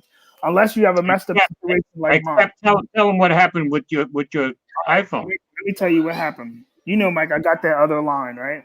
Yeah. What happened? You know, I switched back and forth. So I set that line up for RCS. It was working. I put that line in the iPhone, right? Right. Now, if I turn on, what's it called? RCS on this Pixel, right? Right. Let me show you if I can show you. If I turn on RCS on this, if I turn on RCS on the Pixel, right? Let me show you what it does. Details. Okay, I'm going to turn it off. Now, it's telling me that I can send an RCS message to the iPhone. When I send the message, I can check the status of the message, and it never goes through. The bubble, when you send an RCS message, the bubble is like the color of an iMessage bubble. The blue. Right. So you know it's RCS. But like we know, the iPhone doesn't have RCS. So I don't know why that number is still stuck saying it's RCS unless I turn off RCS for that particular message. Like there's an option where I can make it say only send SMS and MMS, and then I can message that iPhone. Otherwise, it'll never go through. Is that what it caused? You said you had a whole bunch of messages that night, right? I don't know what happened with that. I don't know if that was that thing where people were getting messages from months ago, like George was saying, or if it was something with RCS. But as soon as I turned off RCS, it seemed like all my messages came in. But like now, so your whole problem argues for a lot of what was said in that article. No, but wait. Now watch. Now, Mike, I'm going to send you a message, right? And tell me if you get it, because you don't have RCS. Now you're sending it to his iPhone? I don't know. Mike's got so many different numbers in my phone. I told you to separate them. Mike, separate them. Mike, simply your device. I don't know if that's. I the- message you every day. I know. You tell me which phone is the phone of the day. I'm doing that for Phone of- you. I love I just sent you a message. Now, which one is that? Did you I get don't it? know. None of them chimed. So you didn't get it. Okay, I sent it to Mike, simply your device line. Oh, wait a minute. Did you get Yeah. it? Yeah. Okay, so it sent it as a text message. Okay. So I don't know what happened with this one number, but yeah, George, that thing the other day, I don't know if that was that getting delayed messages. I don't know if that was that. So you're going to have to report to us again next week. I don't know. It was a mess. But right now, I usually just turn it off. But I was just showing you. But yeah, I just turned it off because it's too frustrating. And the messaging, it isn't. I mean, you get the read receipts and all that. Like if I'm messaging my coworker, she's got Sprint. Right. All my messages go through RCS with her because she's on Sprint, and hers Right. just turned on automatically. Right. But or somebody on Fi or whatever. But as far as like sending a picture, you're so limited. It's like, what's the point? You can't send a long video. You can't send a picture that's too big. It gives you the same error like you were sending a text. So it's not no iMessage competitor. Like it's. Oh, really? I thought of it dude, that you could send a big picture. Look, let me tell you, it has a limit of like. Let me see. That's one of the options. Hold on. Okay. I'm surprised at that. I thought that was go. one of the big features. All right, it tells you what is it? Group messaging, chat features. Yeah, see, up to 105 megabytes. That's the biggest. Oh, that's not very big. It'll auto download, but if you send like a video or something that's too Right. long, it's the same like text messaging. If I send a video that's like 20 seconds, it'll probably look terrible. Yeah. Okay. All right. Facebook Messenger should just be the standard. I hate to admit that. Yeah. Because everybody uses it. Mhm. You can And send it works. crazy long videos. You can send money on it. You can do everything. That is true. And you don't have to. And you could go from any device too. Yeah. And you can send it from the computer. You can send it from, you can be logged on 10 different phones on 5, So Mike is saying you could send it from simply your device. Yeah, you can use There we you go. can use Come it. on, drum roll. Come on. you can use your computer, and on Android you can even set Facebook Messenger to be your text app. Okay. So it's that's the better option. we got Tana in here. Yeah, Mike, you're like Big House. You see what he said? 4 to 5 lines. That's right. That's why he's called Big House. It gets annoying, man. You don't know what number to call Mike on. Well, you don't seem to have that problem with me. I carry 3 lines.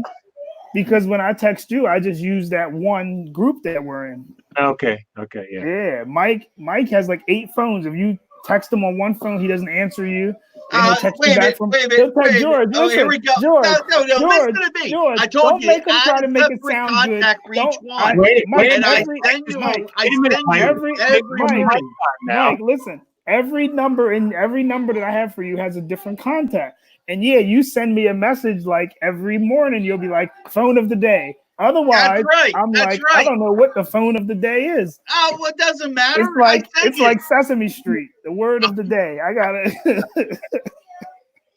So he's here to confuse you. George, he just started sending me what phone he was using. Because before so you want to be confused. Listen, George, before that, George, I used to have a group message with all Mike's numbers and just send it to all of them at one time. There you go. That's the smart thing to do. Let him deal with it. I don't know how Pat deals with you. I made it my routine. I go, you, Mom, Pat, my brother, my son, and I even do it to my Emily. I sent her a message too. Your brother's probably like, this guy's crazy. Yeah, he does. Yeah, he does. Adam is yeah. Mike, I'm telling you, you have a OnePlus. Why don't you just put 2 SIMs in there? Yeah, but does it work a phone call? Oh, I don't know if it does it like the Pixel does. I'm not sure. Yeah, I thought of that. Find out. I thought of that because I could put my work SIM and my personal one in here. So see, I segued into that because that's the next story. That's why I talked about it. Yeah. All right. Now, Mike, you want to read the next story? It's still RCS. Okay. This is the one on 9 to 5 Google. You got it? Yeah, it's the one Android Central. No. No, no, it's the one above it. Oh, wait a minute. Oh, RCS messaging. And what is DSDS? It tells you way down in the article. I had the same thought. Okay. You'll read about it. Okay, I'm sharing it now. Okay. RCS messaging and DSDS support comes to the Pixel 4 on Google Fi. Yep. Despite missteps and issues, if you happen to have a Pixel 4 on Google Fi, you can now enable RCS messaging with DSDS support also added. Excuse me. A tweet by Sanaz. Yeah, it sounds right to me. Ari, the senior director of product and design at Google, confirmed that DSDS support has been rolled out to the Pixel 4. Google Fi subscribers should now also have RCS messaging support too. What do you mean by HT and Android Central? I guess that's them trying to say giving them props for, I guess, the story. I guess that's the hashtag. I guess. Yeah. Oh, hashtag. Oh, that's a way of doing it. Yeah. Right. Okay. While RCS support gives great news for those using a Pixel 4 on Google Fi Sim, for everyone else, you just have to rely on workarounds and enjoy the iMessage-like rich communication services alongside your regular SMS messaging.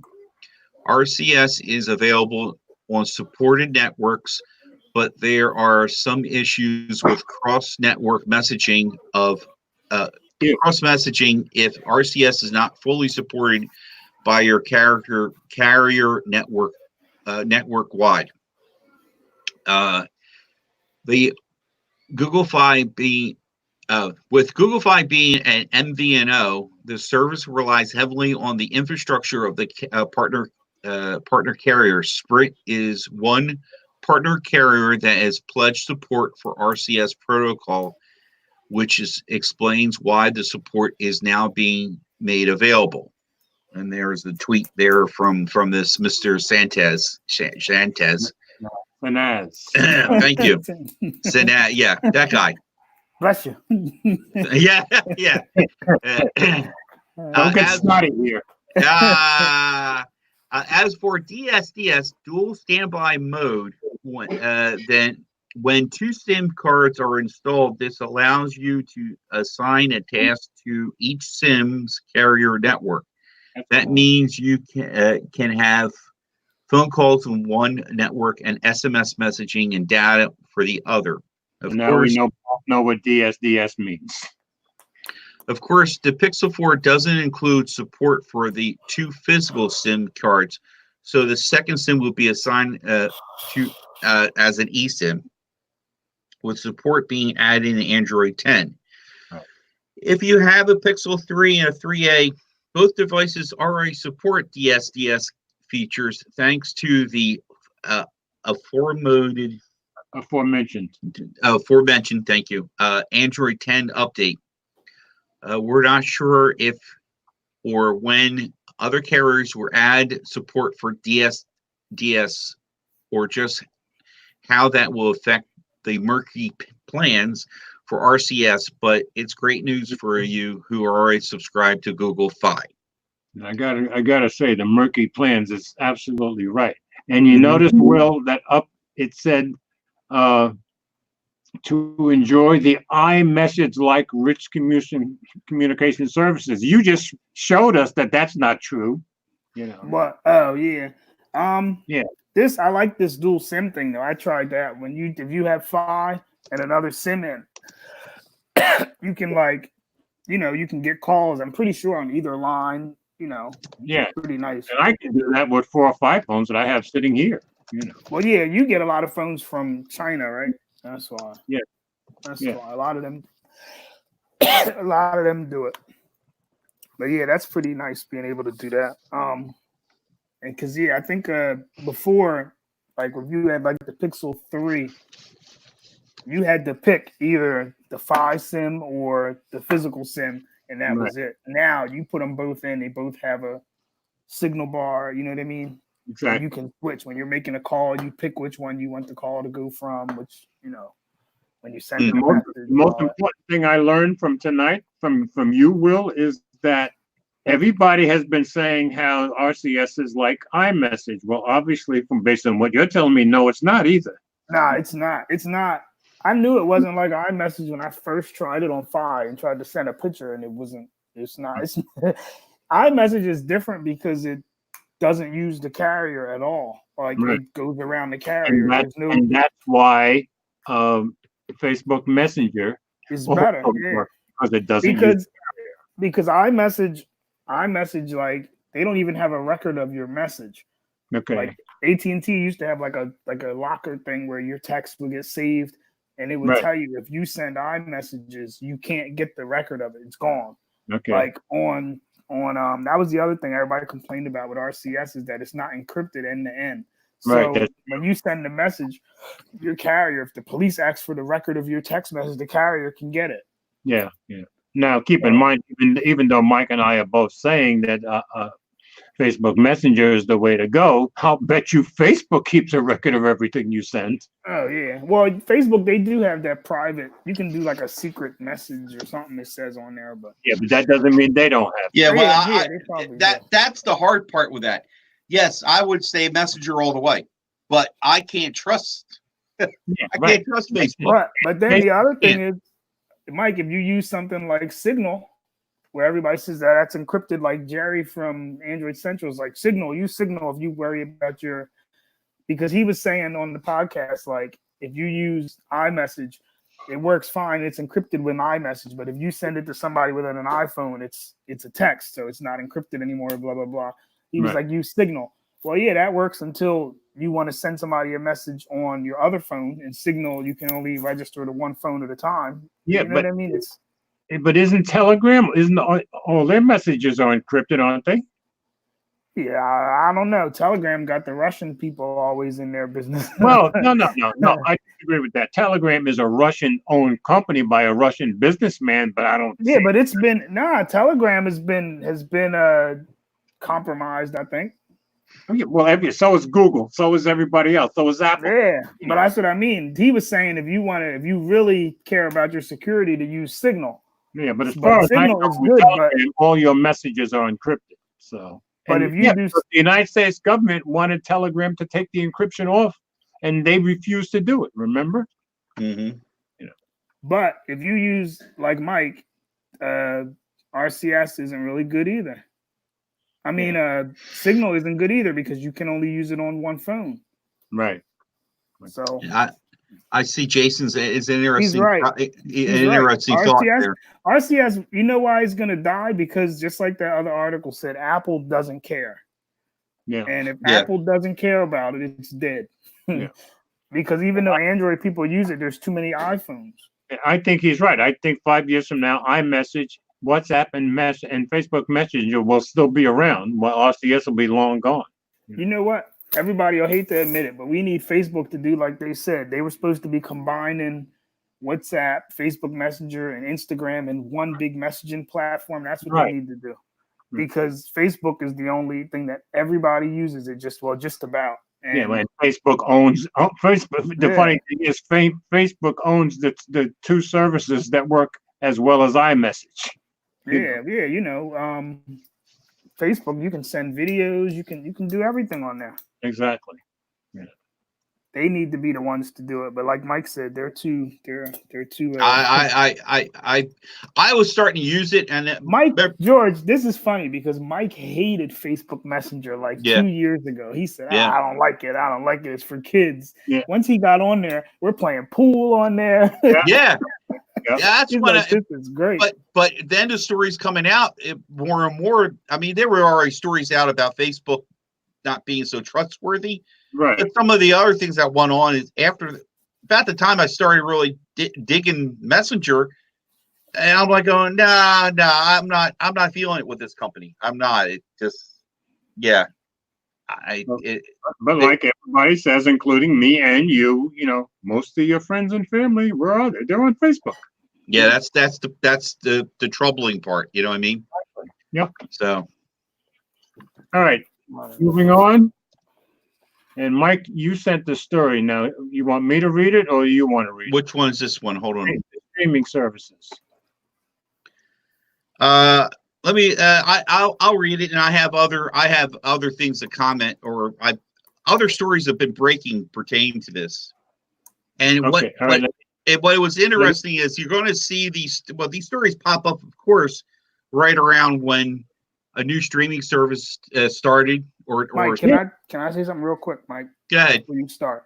Remember last week I told you there was an article saying like is cutting the cord dead? Yeah. Oh yeah. Remember, right. Because PlayStation's killing their thing. Right. Yeah, I wonder. I don't know. Well, I mean, obviously, streaming isn't dead. It's just but I don't think they're saying streaming is dead, but cutting the cord might be dying. Because even if you look at what they're doing, like look at Xfinity, they have Netflix is already baked into it now. I think Dish is it Sling is baked into Dish, something like that. Like you get well, they own it. Yeah, that's all I know. That's what I mean. Everybody like Verizon has, I think, Netflix, and they're all kind of trying to find ways to put the streaming services that used to be the thing that you would go to into the cable thing, so you can get like a cheaper cable. You get the bundle.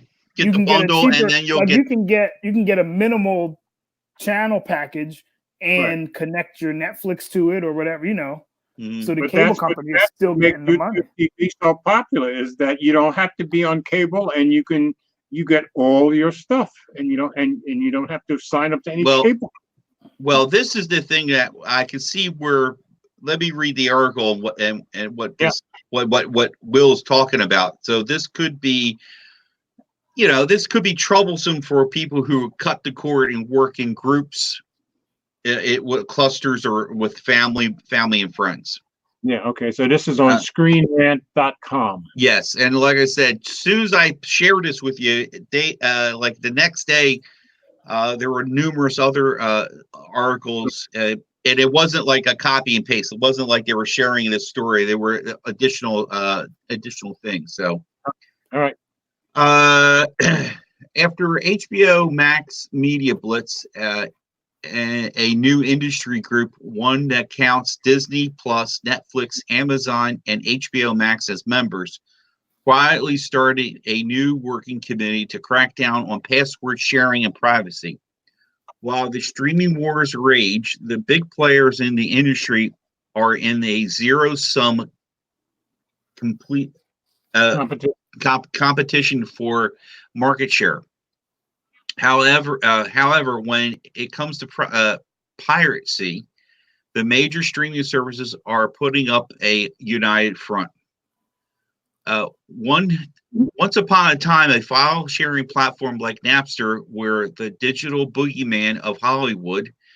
And while file sharing was a pirated movies are still a major problem, streaming platforms face a bigger threat to their bottom line: password sharing. In 2016, U.S. Appeal Court ruled that password sharing may violate the U.S. Computer Fraud and Abuse Act. Even if passwords shared is in a legal gray area, it certainly violates many streaming providers' terms of service. However, until recently, big players like Netflix largely looked the other way when users blatantly passed around passwords with friends, family, roommates, neighbors, distant relatives, and anyone else who asked nicely. However, as the new front opens up in streaming wars, that might be starting to change soon. Soon, the time of carefree password sharing may come to an end. The Hollywood Reporter shared a new details this week on the Alliance for Creative and Entertainment, or ACE, I like these anacronyms. I think they had to think about how we're going to make this something sharp sounding. Following the HBO Max unveiling, Ace quietly announced announced a new working group to address password sharing and other forms of piracy 2.0. Password sharing allows an unknown number of free riders to stream Netflix shows for free. With so many new streaming providers entering the market, industry leaders know that most consumers can't afford to pay for Disney Plus, Netflix, Amazon Prime, Hulu, HBO Max, and Apple TV Plus, and other streaming providers. As such, Ace is taking proactive steps to crack down on the newest form of piracy. Since Ace's launch in 2017, it successfully fought some particular egregious streaming piracy websites. Now the group is preparing to tackle password sharing in earnest. Ace is a industry lobbying group in the vein of the MPAA. I've seen that before. Yeah. That's like a union, isn't it, or no? No, it's like an a coalition. Yeah, for movie companies, I believe. Right. The entertainment industry is one of the largest industries in the United States, and entertainment represents the country's biggest exports. Unsurprisingly, the streaming industry is looking to protect its considerable assets. One Reuters IPOSO poll found that 1 in 5 young adults borrow passwords from people who don't live with them. From the perspective of companies like Apple, Disney Plus, and Netflix, password sharing could be easily considered password stealing. Excuse me. Plus, for every young person that admits password sharing, there will be many more who keep that information to themselves. What does this mean for consumers? Recently, several popular and illegal streaming websites were shut down. Now, Netflix, Disney Plus, HBO Max will be joining forces to crack down on the rampant password sharing. HBO Max and Disney Plus may be preparing to compete with Netflix, but the companies are now quietly working together to find solutions to their common problem. For viewers accustomed to logging in with a friend or family member's password, the days of free streaming may be numbered. Yep. So, well, 1 in 5 sharing, that's a big number, I'm sure. So it I don't know. It is a really gray area. One of the problems, it said when it went to court, I'm trying to find where it said they agreed with them.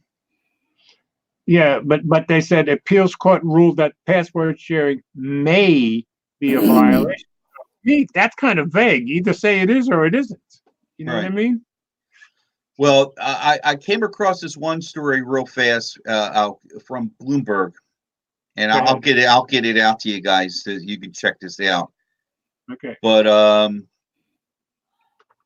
they are trying to come up with ways to basically, and I had this happen once.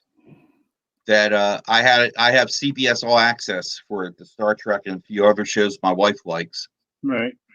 And they notice, oh, you had it logged on here, and they basically see where you're logged on. You know what I mean? Yeah, I know that DirecTV now, which is AT&T now, intentionally limits how many logins, only 2. Right. That's what's going to possibly happen. Limit the amount of logins. That would probably fix the problem, I would think. Yeah. But also too, will then what happens if I have a big house and I want to have it on this TV, the other TV, this TV, my wife's phone? You know what I mean? Yeah. This is why I love YouTube TV. I can look at any place I want. Yeah, but you can, but it depends. They might, if they limit you to how many devices can be logged on. Yeah, but YouTube TV goes against that whole premise. So that's not going to happen. I'm trying to find. They said it was interesting. Some of the things they were talking here. I'm trying to find. It was like they were definitely looking. They're going to. I think they're going to use IP addresses too. Okay, to see where it's coming from, to see where your log is right. Take them aggressive manner. And the people using the services for free, especially younger consumers, may never agree to sign up for subscription, no matter how many hassles they endure. That means companies would also just. No, that's not it. There was something in here. It was like, oh wow, they're really starting to figure this out. Yeah, I'll find it. But it's just interesting that you got all these streaming services coming out now. Password sharing is becoming a big issue. Yeah. So it was Emily had it, and I didn't like it. I know Emily had. I told Emily don't download this app, and she insists on still getting. What is it? I'm trying to remember what it was. She's at work now. I can't bother her. Did I tell you Emily got a job at Amazon? Oh wow. Yeah. That's good. You mean like in a fulfillment center? Yeah. But she moved. I don't know. Not the sidetrack, but work those people seriously. Yeah. But she's hanging. She's hanging 10-hour days. I think she's working 4 days a week, 10-hour days. Well, yeah. I have a fulfillment center about 10 minutes away from me, and people say they work them to death, but they all stay hanging there for those benefits. You know. Yeah, the benefits, and right now she got hired because they were coming into the season. Yeah. So she already gotten she already went to 12, 14-hour days. Yeah. So she was liking the overtime too. So sure. Yeah, and this is the time to make the money with Christmas coming. Yep. So all right, we have 3 minutes to 10. So okay. So we've been through all our stories and didn't have much time of it, but I am enjoying. Oh yeah. Yes. My ZTE Blade 10, $179 phone. This is a pretty nice phone for $179, and I'll be putting out more videos and comparisons and more tomorrow. I'll take some more pictures, and I'll probably do another video about some of the settings in it. But I know it's early. I've got to ask though. Go ahead. Beans, we were talking about phones like this, right? But could you recommend that phone? Yes, for $179, absolutely. Yeah. Will it compare to a OnePlus 7? No. Will it compare to will it compare even to ZTE's own Axon 10 Pro? No. But this phone costs $550. That phone costs $179. For $179, yes, I could highly recommend that phone. And neither one of those phones have any built-in stabilization, but they both have that button you can press as soon as you take a video. Press the stabilize button, boy, that thing becomes smooth as silk, which is pretty cool. Yeah, I saw your video. Yeah. So again, software comes into play. Exactly. Right? Yeah. That stabilize button is amazing because without the stabilization, and even the Axon 10 Pro doesn't have it, you see shaking and shaking and shaking. You hit that stabilize button, boy, that stuff becomes smooth, like iPhone kind of smooth. So it's just amazing to me how well they do that, So anyway, I'm enjoying the phone, and I'll be putting out lots more coverage on it. So are we done? Yeah. So next week we're on Mike's channel. Next week on Mike's channel, folks, and thanks everybody comes. So that's Simply Your Device, 8 p.m. next week. And, thanks everybody for coming on YouTube, and thanks for, we had 3 people that hung in there all the way through on Facebook. I really appreciate that, folks. That's Yeah, cool. Mike, did you remember that? He did everything this time. I heard. Facebook. I tried to find it, but I couldn't find. How Now, did you? I have it on one phone on YouTube, on the other phone on Facebook. Yeah, I couldn't find it on Facebook. It's not on the Mobile Geezer channel. It's on the George Hayes channel tonight. Oh, And I specified that. oh, I didn't see that. No, I just when you mentioned it earlier. Yeah, going Okay. forward, whenever I broadcast, it'll be on the George Hayes channel on Facebook. So thanks, All right. folks, for coming in and joining us, and hope you enjoyed our discussion. Hopefully you learned something. I know I do every time we have one of these. So next week on Mike Simply Your Device.